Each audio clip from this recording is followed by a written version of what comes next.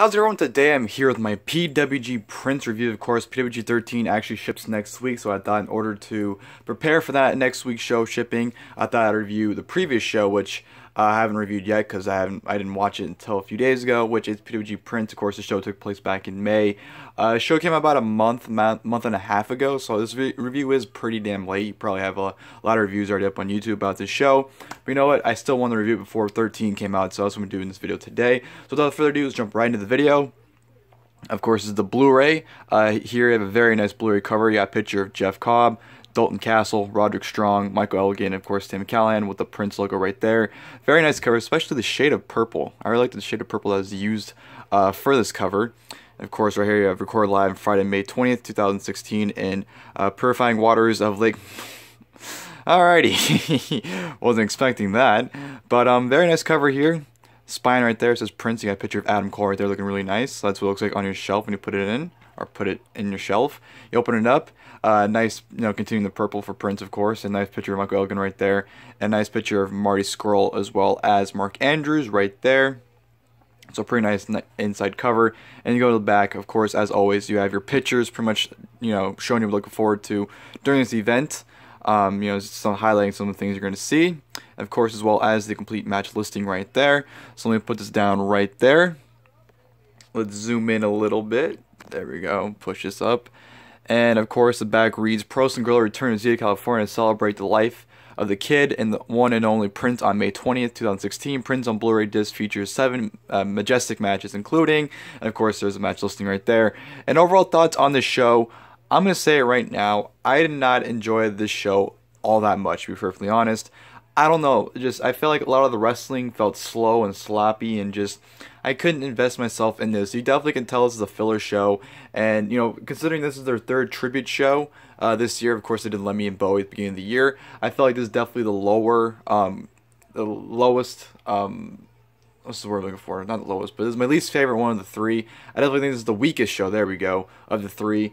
I think even Lemmy was better, and I didn't even think that was that good of a show, but that was better than this. I don't know, I just feel like I couldn't connect to the show, and I just feel like a lot of the matches, like I said, I didn't feel myself into it. So to me, this is by far the weakest PWG show this year, probably the weakest since DDT4 last year. I think that was a pretty weak show, and I think I'll put in the same level as that show here. So I don't know, personally, I didn't like this show all that much, and you can definitely tell it's a transition show. Of course, All-Star Weekend 12 was before this, and of course 13 was after this, so this is definitely a big transition show. And definitely felt that way, and of course they had some changes to the card as well, so I don't know, I didn't feel all that invested in the show. Open up with Dalton Castle versus Adam Cole, which is a fun opener. Of course, he had some comedy stuff with Dalton Castle and Adam Cole in the beginning of it. The mannerisms of Dalton Castle were great. He did some fake outs with Adam Cole, which got the crowd really invested into him there.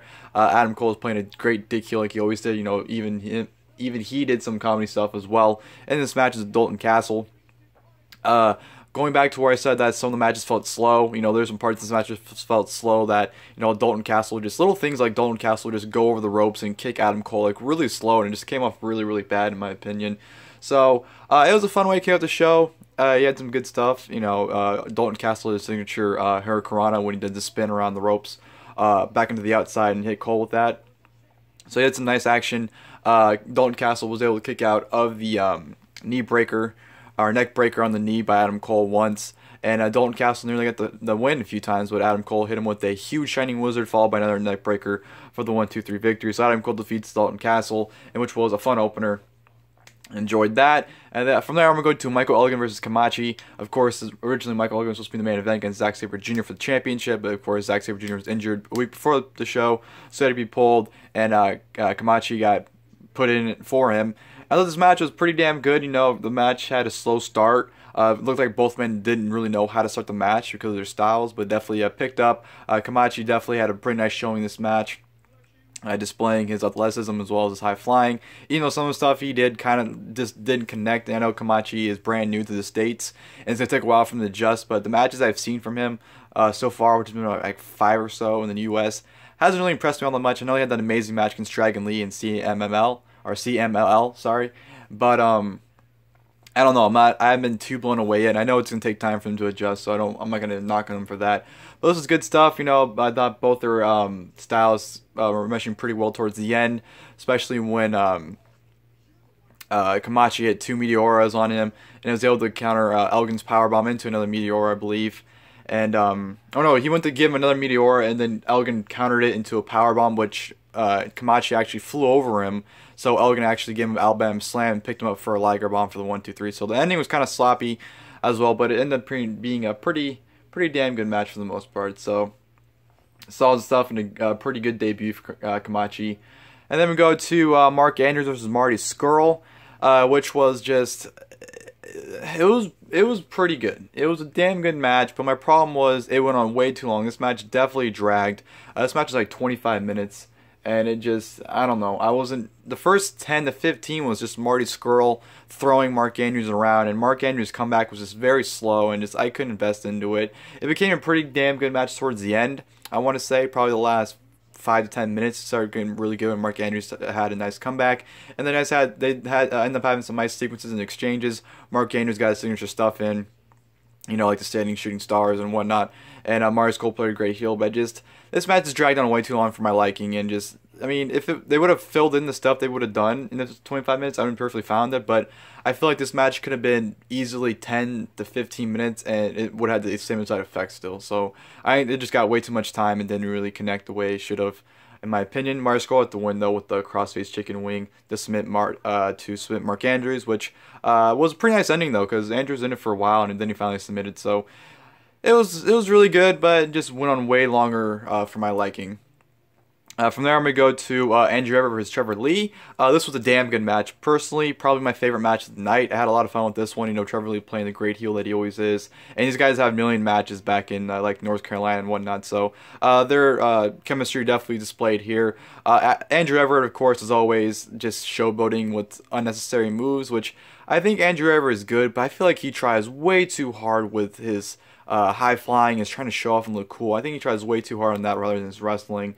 And I think Trevor Lee definitely upstaged them in the wrestling department here, and definitely was able to, definitely take over this match a lot. And Andrew Everett, I believe, hit his head on the fan, or was that Mark Andrews? I think it was Andrew Everett hit his head on a light on the ceiling when he hit a shooting star.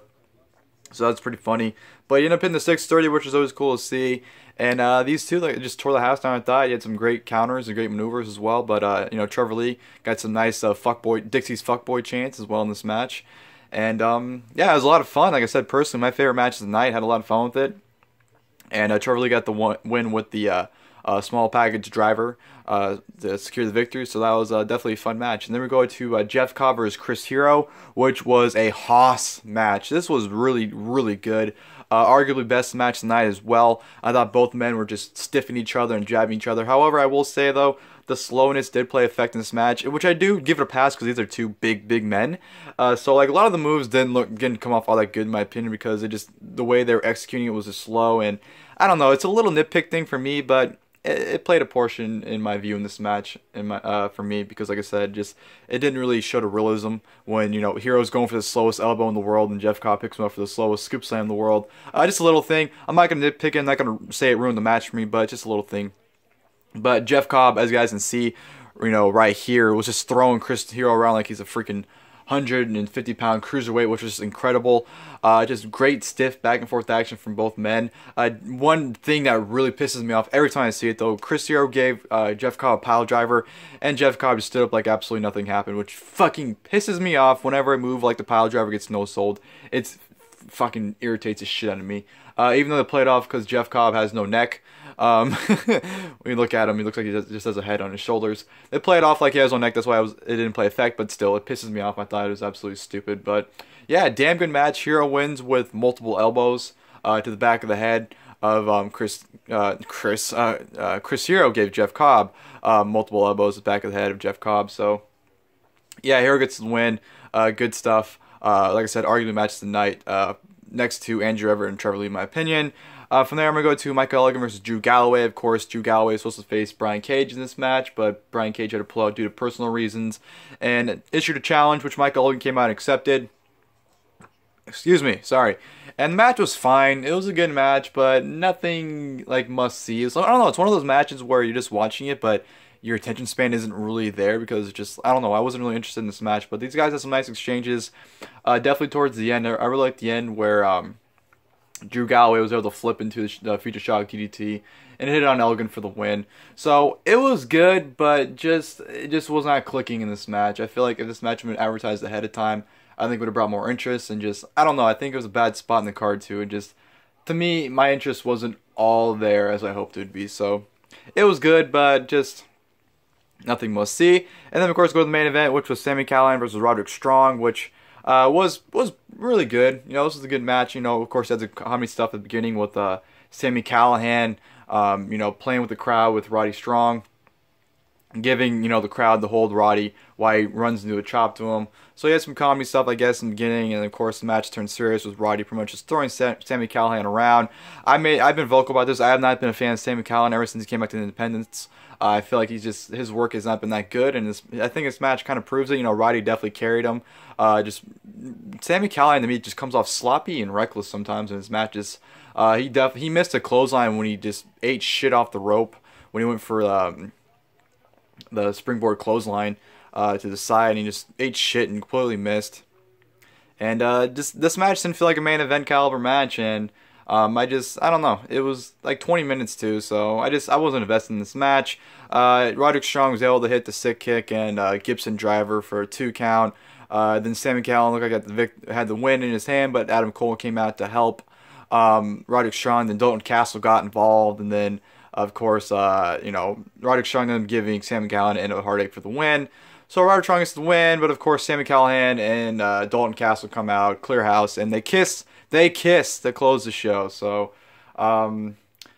yeah, there you have it. There's my review for PWG Prince. Sorry if this was not the most enthusiastic or interesting review. Like I said, I wasn't a huge fan of the show, so talking about it wasn't all that interesting for me. I just wanted to get the review over with. I'm not saying that just like, oh, well, I got to review it, so whatever. But I don't know. This is one of the times where I'm really excited to talk about the show. It's kind of just one of the things where I just want to go over as quickly as I can, just because I really don't have that many thoughts on it. Like I said, I didn't think it was that great of a show. I thought it was pretty weak. I thought, you know, a lot of the matches didn't deliver as it should have. Like, example, Marty Scurll, Mark Andrews should have been way better in my opinion. Main event just didn't feel like a main event caliber match for this show. So yeah, definitely a filler show. Like I said, overall PWG Prince, I didn't enjoy the show all that much. But it wasn't bad, but it just wasn't PWG standards in my opinion. It was a good show, but nothing more than that. So yeah, I hope you guys enjoyed the video. If you guys did, please leave a like below if you guys watched this show. Leave your guys' thoughts on the show itself. Leave your guys' opinions if you guys agree with me, which you don't agree with me with. And yeah, as always, until next time, I'll see you guys later. Thank you guys for watching the video.